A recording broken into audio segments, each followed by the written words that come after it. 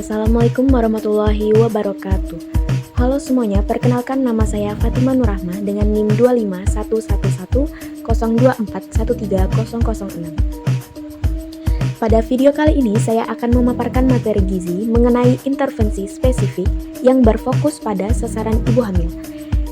Di sini saya akan menjelaskan 3 program utama, yaitu pemeriksaan kehamilan, konsumsi tablet tambah darah atau TTD, dan pemenuhan gizi bagi ibu hamil KEK.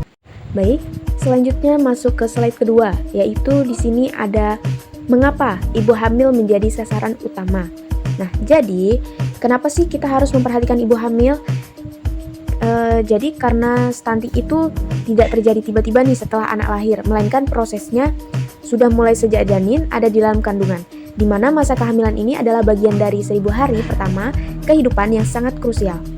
Jadi kalau dari dalam kandungan ibunya sudah kekurangan gizi ataupun sering sakit, perkembangan organ dan otak janin ini akan terhambat. Jadi intervensi di masa kehamilan adalah kunci utama untuk memutus rantai stunting sejak awal. Selanjutnya masuk ke slide ketiga, yaitu program pemeriksaan kehamilan. Di sini ada dijelaskan minimal 6 kali kunjungan atau dilakukan secara terjadwal sepanjang masa kehamilan untuk memantau status kesehatan ibu dan janin. Yang kedua ada pemeriksaan dokter minimal 2 kali. Wajib melibatkan pemeriksaan oleh dokter kompeten pada trimester pertama dan ketiga. Yang terakhir ada screening USG, di mana pemanfaatan teknologi ultrasonografi untuk mendeteksi dini adanya anomali atau hambatan tumbuh kembang janin. Nah, jadi di sini dijelaskan mengapa sih harus 6 kali, terus juga mengapa harus ada dokter dan USG. Jadi masuk ke program pertama, yaitu antenatal care atau pemeriksaan kehamilan. Jadi sekarang ini standarnya bukan lagi 4 kali melainkan 6 kali selama masa kehamilan, di mana dari 6 kali itu minimal 2 kali ibu hamil wajib diperiksa oleh dokter dan dilakukan USG. Jadi pertanyaannya kenapa nih harus ada dokter dan USG? Supaya kita nih tidak menebak-nebak, jadi dokter bisa melihat secara langsung di layar apakah bayinya berkembang dengan baik, apakah panjang dan berat janinnya sesuai dengan usia kehamilan. Jadi jika ada masalah bisa langsung diintervensi di hari itu juga. Selanjutnya masuk ke slide keempat, yaitu ada program konsumsi tablet tambah darah atau TTD. Poin penting di slide ini yaitu wajib mengonsumsi minimal 90 tablet TTD untuk mencegah anemia. Jadi penjelasannya, program kedua ini adalah pembagian dan konsumsi tablet tambah darah atau TTD ini minimal 90 tablet selama hamil.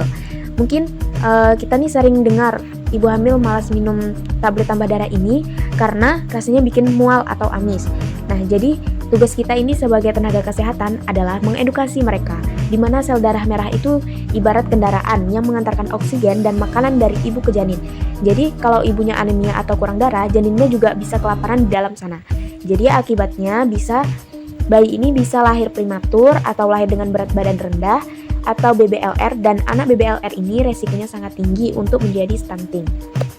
Oke, selanjutnya masuk ke slide terakhir atau program yang terakhir, yaitu program PMT Bumil KIK atau kurang energi kronis. Jadi program yang terakhir ini adalah program pemberian makanan tambahan untuk ibu hamil yang mengalami KIK atau kurang energi kronis. Ibu KIK ini bisa dibilang kasarannya adalah ibu hamil yang kondisinya kurang gizi atau terlalu kurus, yang biasanya ditandai dengan ukuran lingkar lengan atas atau LILA lila di bawah 23,5 cm, di mana ibu yang kurang gizi atau tidak akan mampu menyuplai nutrisi optimal untuk bayinya nanti. Oleh karena itu, pemerintahan memberikan intervensi juga nih berupa makanan tambahan. Fokusnya juga sekarang adalah makanan yang kaya akan protein hewani, seperti telur, ikan, atau daging. Karena zat gizi inilah yang paling efektif menyusun sel pertumbuhan tubuh dan otak janin. Jadi kesimpulan dari 3 program yang saya jelaskan di atas tadi, mulai dari pemeriksaan kehamilan 6 kali, minum tablet tambah darah atau TTD yang teratur, sampai pemenuhan makanan tambahan bagi ibu yang kurus atau KEK. Jadi bukan sekedar formalitas kesehatan, tetapi ini adalah investasi masa depan agar anak-anak kita lahir dengan sehat, cerdas, dan bebas dari stunting. Oke, baik, semoga penjelasan saya ini mudah dipahami. Mohon maaf apabila ada kesalahan dalam menyampaikan materi ini. Semoga bermanfaat. Atas perhatiannya, terima kasih saya ucapkan. Wassalamualaikum warahmatullahi wabarakatuh.